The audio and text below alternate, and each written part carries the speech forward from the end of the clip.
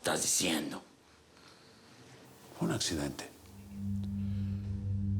Descubrí que ese muchacho, bueno, pues no era de mi sangre y se me voló el entendimiento. Mi mujer me engañó y me enjaretó al hijo de otro. Perdí el control, indio. Me maté.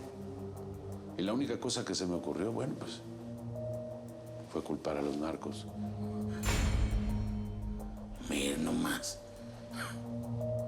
Me saliste filoso, ¿eh?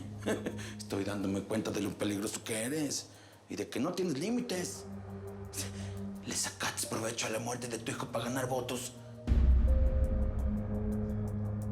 Te estoy ofreciendo mucho a cambio, indio. Necesita los túneles para pasar la mercancía. Un poco de oscuridad estos meses y cuando ganes las elecciones, bueno, pues vas a tener todo mi apoyo. ¿Qué dices? ¿Tenemos trato?